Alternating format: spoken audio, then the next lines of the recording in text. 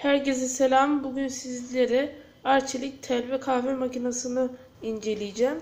Mayıs'tan beri video çekmiyordum. Ramazan aylarına geldik ve artık video çekme kararı aldım. Şimdi ürün kodunu size söylüyorum. Arçelik tel ve K3190P.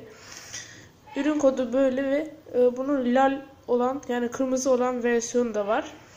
Ürün versiyonu fazla. Şimdi tanıtıma başlıyorum.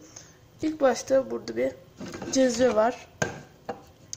Böyle yani ikili cezvesi var şu şekilde. İkili olarak cezvesi var. Bu ürünün tekli versiyonu da var. Onun ürün kodunu bilmiyorum. Daha sonra cezvesine kahveyi koyuyorsunuz. Daha sonra makineye veriyorsunuz.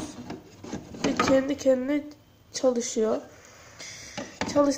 Çalıştırıp kahvenizi yapabiliyorsunuz. İlk önce şöyle, bu tek kahve yani tek kişilik için olan bir kahve. Eğer tek kişilik içecekseniz bu tek kişilik butonuna basabiliyorsunuz. İki kişilikse iki kişilik butonuna basabiliyorsunuz. Bu kahve makinesi için içine su dolduruyorsunuz normalde. Kahve makinesi içine doldurduğunuz suyu aldığı için burada su biterse pembe renginde bu ışık yanar. Sizi uyarıyor yani. Burada da bu yan için gene iki kişilik ve tekli olarak seçenekler mevcut. Daha sonra şurada Cook Sense pişme algılama sistemi var. Yani pişince piştiğini algılıyor ve fazla kahveyi yakmıyor. Türk kahvesi logosu var.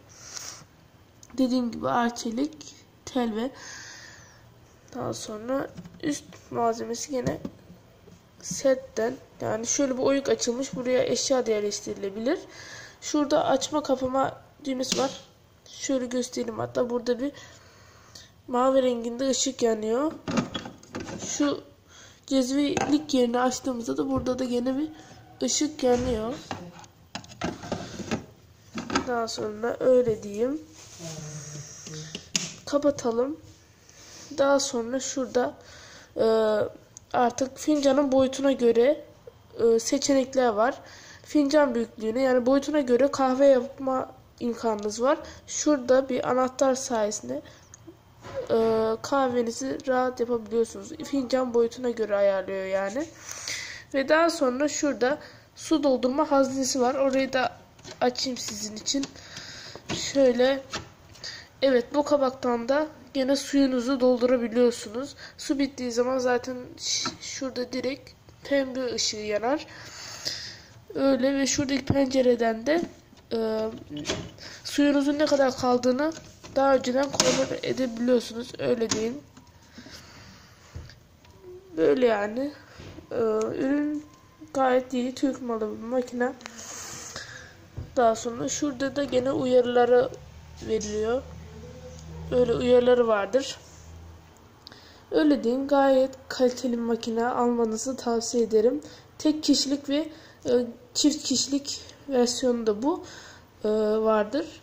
Öyle ve bunun kırmızı versiyonu yani lal versiyonları da mevcuttur. Ürün tanıtımı bu kadar. Kendinize iyi bakın.